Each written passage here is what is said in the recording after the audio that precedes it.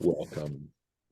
Baruch atah Adonai Eloheinu melech haolam asher kitshanu b'mitzvotav v'tzivanu la'asok b'divrei Torah. And being asukim b'divrei Torah, busying ourselves in words of Torah, is in a way such a refuge. It feels like a big refuge these days. So let's take a look. I'm going to share the screen. And of course, we are involved in one of the most beautiful pieces of narration in the entire Bible, the story of Joseph. And we are at this point, he is in prison, having been framed by Potiphar's wife. And we just read how he has gotten to be with the chief's wine steward or cupbearer, however you want to translate Sar HaMashkim, and the chief baker of Pharaoh, who have given offense, and they are in prison now. And they've had dreams. Each one of them has had a dream, and it's been a disturbing dream. And Vayar otam v'hinam zoafim, and Joseph saw them the next morning, and he saw that they were distraught. That's the way Safaria, their translation of zoafim. So it can, yeah. Vayishal Etzrisei Pharaoh. So he inquired these servants of Pharaoh. A saris actually literally means a eunuch, okay, of Pharaoh. Asher ito b'mishmar beit Adonav lemor, who were with him in the guard house or the prison, the jail, the house of his master, saying, Madua pnechem ra'im hayom. Why are your faces? Ra, of course, is a general adjective for bad. So again, Sfaria suggests downcast. Sounds like a really good translation. Why are your faces downcast today? And I don't believe there's no Rashi on this. So going on. Vayomru elav, and they said to him, Chalom chalamnu, we dreamt dreams.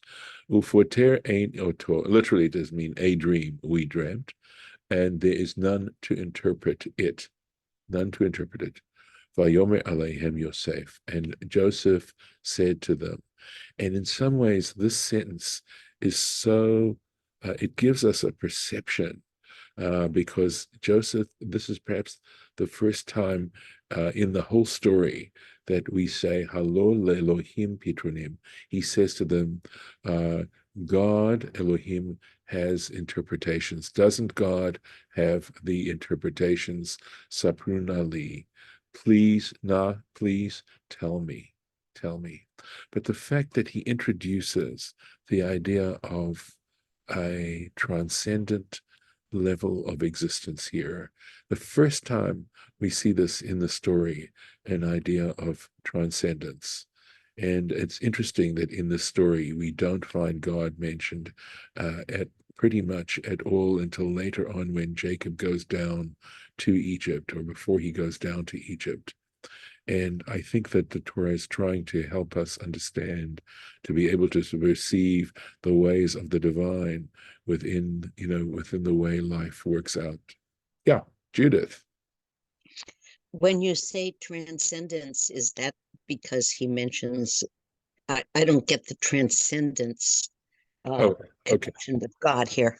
Okay, so the idea of transcendence is that there's something beyond reality, beyond objective reality, that really is at play in how objective reality works out. So being aware, being sensitive, being open to a transcendent level of existence is to say, the fact that I can think, the fact that I have intelligence is because I was given that intelligence by something else. It didn't just originate with me, but that there's another reason and another level of existence that makes these things possible. And my sense is that in saying that God is interpretations, right? Pitronim, or explanations, that ultimately this is where the explanations are to be found, and that if he has this ability, right? If Joseph has this ability, Joseph is acknowledging that this ability is coming from something outside of himself, which is essentially our attempt to live modestly and having an inner sense of humility, that ultimately none of these things are really ours, at least at their origin. And Judith, please follow up if you feel I need Well, to. what I appreciate that, and I think God speaks directly to Abraham, particularly with what I'm Yes. remembering awareness of it concerning Sodom and Amorah. Exactly, and elsewhere. Well, he talks with Abraham. The others don't seem, Isaac and Jacob don't seem to have conversations with God directly. Um, well, Jacob definitely does. Remember when he says to Because God, he's "You'll dreaming. give me food to eat and clothing," you know what I mean? So maybe not so much with Isaac, but we do have in the story, in the narrative, places where God speaks directly to them. Whereas in this story, we don't have, I don't know, at any point, God speaking directly. That is in the narrative, it says that God said to Joseph. We don't have, whereas we do have God said to Jacob and God said to Isaac. Okay, so is this, in some sense, a new awareness or connection to God? I don't know that it's necessary. It could be. I don't know that that's the direction I would necessarily go. On the other hand, please excuse me. Forgive me. I think that the Torah in its narration and in its brilliance is moving us to a point where we can recognize the divine without having to have it be stated, explicitly. That there's a realization of the level on which the divine operates, and that the story brings that out just so beautifully. Well, So, I never thought of it that way, and I really appreciate it. Thank you. yeah. I mean, that's probably the reason why so few people, or at least why so many people don't believe in God anymore, is that they're not open to realizing that that the reason for all these amazing elements of life and technology and things like that are actually gifts from the divine, that they all come from a divine source, and that the fact that nature even operates the way it does is also part of a transcendent level, and all these kinds of things that we sort of, I think, in a way, I think this metaphor comes from the mystical tradition, is that our reality represents God's thinking us. In other words, the way in which the divine is thinking of us. And what I like about that is we tend to see our objective reality as so real and hard and durable and stuff like that, and it isn't. And it isn't. So, But I don't think that's, I mean, I think that's a simple and not fair explanation of why many people don't believe in God, because I think that evil plays a part in, trying to understand that, because if you're understanding a transcendent, being mhm, involved in everything good, what do you do with the parts that are difficult, like right. war and famine and genocide and Thank you. I'm glad you raised that. And yes, of course, it's a simplistic, what I'm saying is simplistic, and I cannot run away from that. But I think what you're going to bring out then is why we don't just leave it as Adonai, which represents that transcendent level, but also the Elohim. And the Elohim is the part that we bring in attributing God's greatness and a combination of kindness and justice, which, that in some ways they're opposites, in accepting God not only as Adonai, but as Elohim. And that Elohim part, Lauren, it addresses, and again, if you were to accuse me of being overly simplistic, I would have to accept the accusation. I'm just trying to give some directions, but that's my understanding. And that's another reason why we say Eloheinu as opposed to Adonai, right? Why we say Eloheinu, because it's through us that we accept we see adversity and these things as divine judgment, and that God is a just, that somehow to trust that. And it doesn't mean that we have to be quietists. I mean, essentially, the question is, what do we learn from these things? And I think, you and I both agree that we have to look into ourselves first, and then, once we've done that, at least address that part of the homework, then perhaps, move out to where we are able to affect the world outside of ourselves. But in a way, it's all organically connected. So I hope that at least mitigates a little bit my oversimplification. All right, unless you want to keep going on that, we can keep going here. So we had this word zo'afim, distraught, and we have, let's see, we had that before. Forgive me, I kind of lost my place now. So here we go. Here we go. Vice, just want to make sure I'm covering everything here. Yes. Right. The next time we have is verse 10. Vaysaper sar hamashkim et chalomo leYosef. So the chief cupbearer, the chief wine steward, told his dream to Joseph.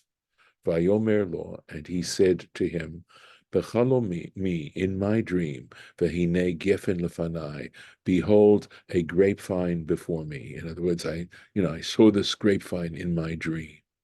Uva gefen, and on the vine, shlosha sarigim, there were 3 branches. Vahi keforachat alata. The Hebrew here is not easy here, but what it means, and that is this grapevine, or these keporachat. So that has to do with a perach, right? So somehow alata. So we'll take a look at the Rashi, because frankly, I think we really need the help here. But I think it means like budding. Buds were appearing. But I think I will do, we'll see how Rashi does this, and hopefully I will do a better job here. So srigim, zmorot, this is a word that's more common, which are vine shoots. Aruchot, long vine shoots, are srigim. Shekorin, and apparently this was from Safaria VT. I do not recognize the French here at all. Okay.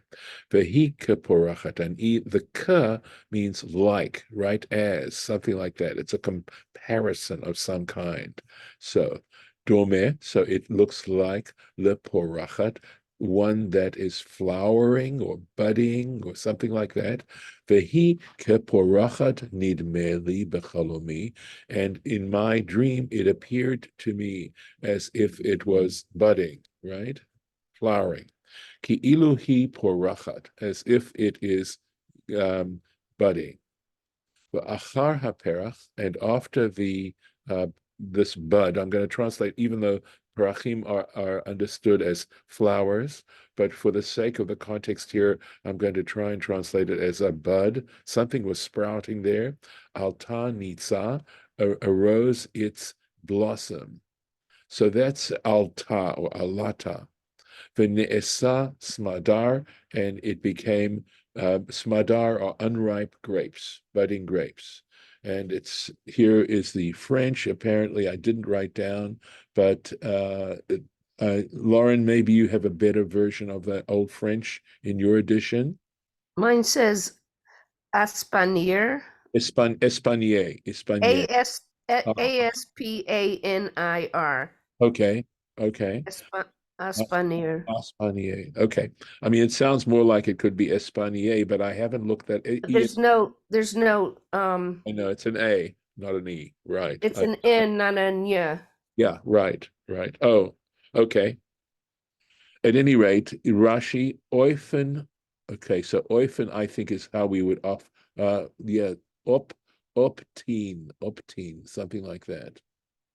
Oiftin, oder, or oif schlessen, right? So open, and schlessen actually means to close. So eine Blume, and Blume, of course, are flowers, several flowers.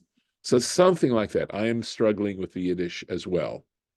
V'achar kach, and after that, as he is watching this in the dream, hivshilu, they started to ripen. Vehi, and that is, so here we go. This is Aramaic here, which I believe is in the Targum. Kad, which means when. Kad efrachat, when it flowered. Apikat lav levin, it brought forth buds. So Adkan could mean the end of the quote, or Adkan Targumo Shel Porachat. This is the Aramaic translation of Porachat, Shel Porachat. Nates, and we've got the word nates. Gadol mi perach, it is larger. Now, again, if we're translating perach as a bud, then it makes more sense. If we translate it as a flower, it means bigger than a flower. But it could be a developing bud into a flower. Ki dichtiv, and it says, he gives some examples again elsewhere in the Bible. Isaiah looks like chapter 18. Uvoser gomel yeh nitza. So I think the subject is its nitzim, its blossoms became or produced unripe grapes. Uchtiv, and likewise in Numbers 17, this is in the mutiny of Korach. Vayotze perach, this is where Aaron took the rods, right, from all the tribes, and it says, and it brought forth a perach, okay? So again, understanding perach here as a bud, v'hadar vayatzet sit, and after that, hadar means after this, vayatzet sit, and blossoms sprung forth. So it has to do, obviously, with the development of the fruit of whatever the plant is. Let's go back. Okay, back to here.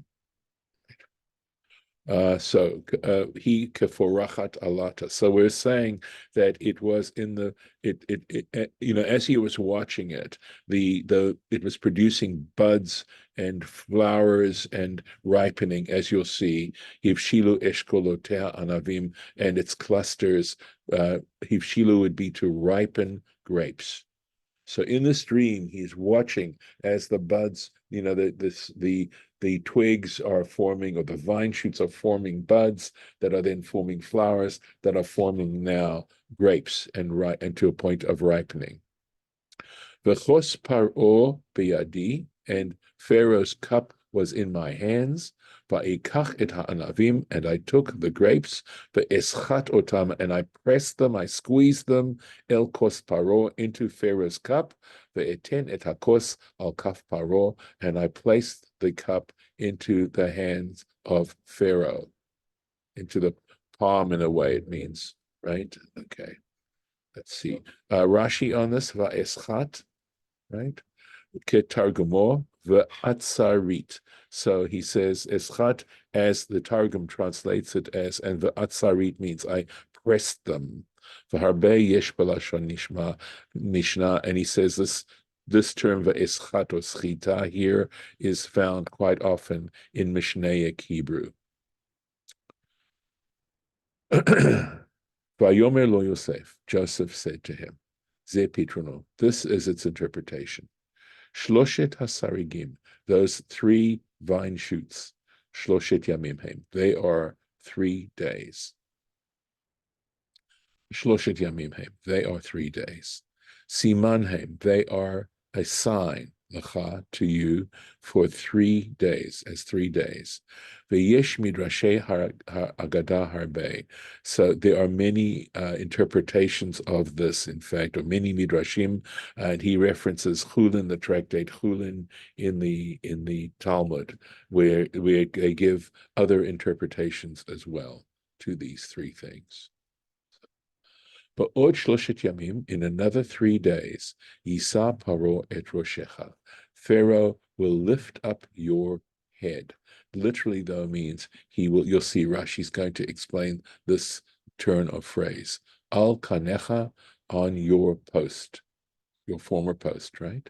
Venatata kos paro v'yado, and you will place the cup of Pharaoh into his hand, kemishpat harashon, just as you did at first. Asher hayita mashkehu, in as much as you were his wine steward, sommelier. Okay, Yisa paro et roshecha, et roshcha. Let's make sure, Roshecha.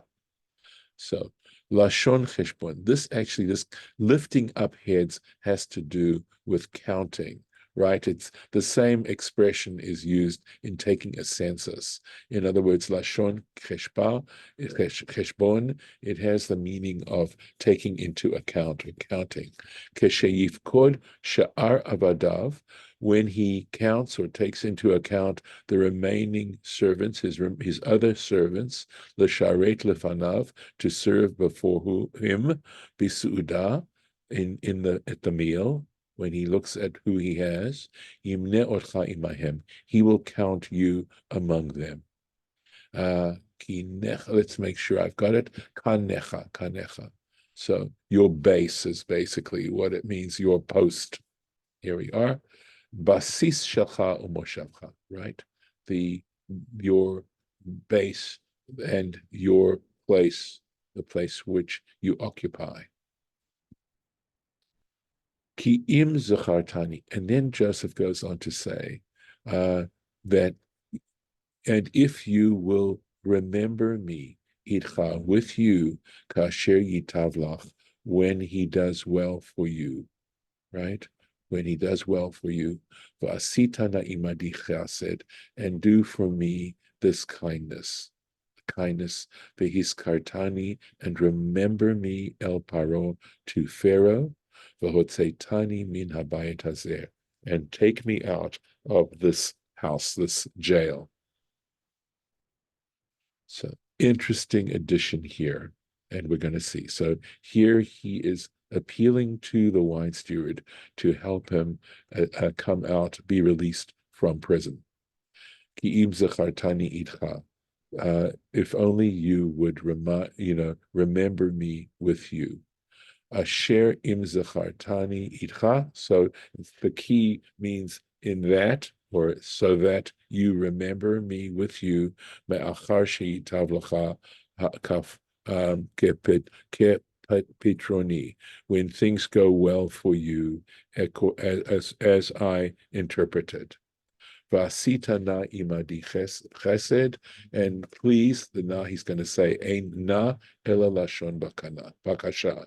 He says the term na has the meaning of a request, right? Please do for me the kindness.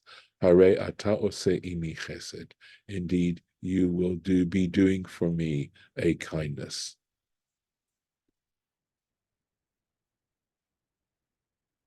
Ki gonav gunavti, because I was stolen, me'eretz ha'ivrim, from the land of the Hebrews, v'gam po lo asiti ma'uma, and here too I did not do anything, ki samu uti babor, and they put me in this prison.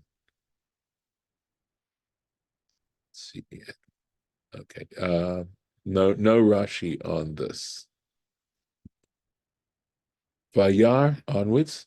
Vayar Sar Ha'ofim, and the chief baker saw Kitov Patar, that he gave a good explanation, or he explained it well, or that it was a good explanation in the sense that that interpretation bode well. Vayomer El Yosef, and he said to Joseph, Af ani b'chalomi, I too in my dream, v'hinei shlosha salei chori al roshi, and I had 3 wicker baskets on my head. Rashi. Saleh chori, again, not easy Hebrew to understand necessarily, but a salwi is a fairly common word, and it means a basket, salim, baskets, shel nitzarim, that are made out of wicker or willow twigs, klufim, chorin, and I believe what it means is when they're woven, they have holes, there are air spaces between them. Uvekomenu, and in our place, Rashi saying where I live, where we live, yesh harbe. There are lots of baskets like this. V'derech mochrei pat, and the people who sell bread, it's their custom. Kisnin means like sweet bread, not sweet breads, but rather, pastries. Shekorin oubli. And I don't know if that's still a French word that's used nowadays to refer to sort of a dessert kind of pastry. And here we go. Again, I'm not real. I think this is hippen. I think this is a nun. Hipfen, kuchen. Now, kuchen we know is from a word that Anglo-Saxon word cake, right? Hipfen kuchen could mean pastries. Letitam botam salim, and the custom is for them to put them in those kinds of baskets, these kinds of wicker baskets.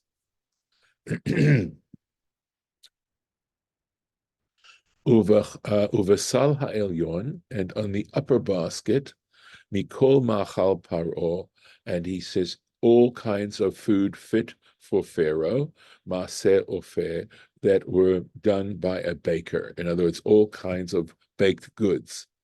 V'ha'of, and the birds, ochel otam, eat them, min hasal, from the basket, by al roshi, that was on top of my head. Believe we are good to go on this. Onwards. Vaya'an Yosef v'yomer, and Joseph answered and he said, Ze pitrono, this is the interpretation. Shloshet hasalim, these 3 baskets, shloshet yamim heim, they represent 3 days. But od shloshet yamim, in another 3 days, yisa paro et roshcha. Again, we've got the same expression that Joseph used regarding the wine steward or the cupbearer. Pharaoh will take note of you, I guess is how we would say, or he will count you, or make an account of you. Me'alecha, but it means here it could mean Pharaoh will lift up your head from on you, v'tala utcha ala eitz, and hang you on the on literally it means the tree, or I believe it's the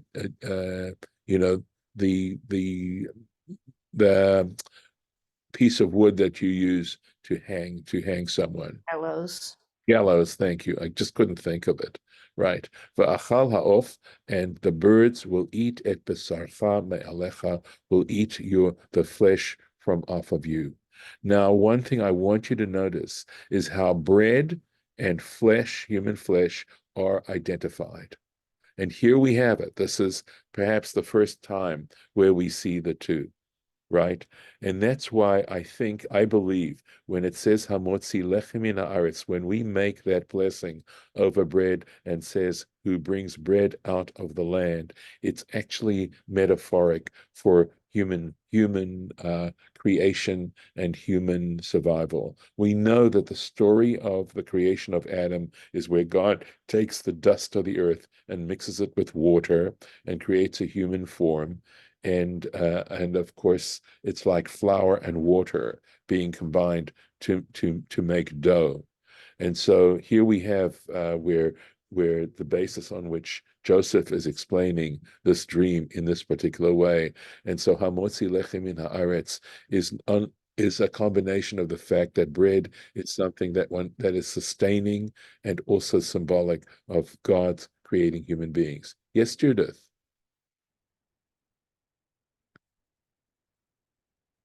Do you need help unmuting? Sorry.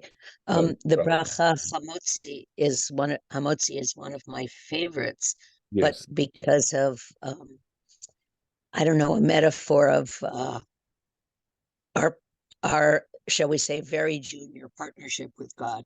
Yes. In that the way God brings forth bread from the earth is through human acceptance of and improvement, or finding a use for our fleshly life, of grass, fire, yeast, etc. Right. I know the whole process of yeast in dough and the whole process of making bread is really interesting and miraculous in its own way. And again, if one has a transcendent understanding of reality, to realize all those processes are happening because they're divinely made possible. So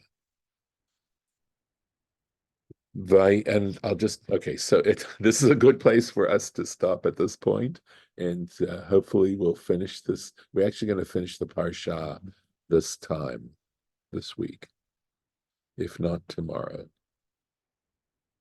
So we're right there, and I'm going to stop the share. So any comments, thoughts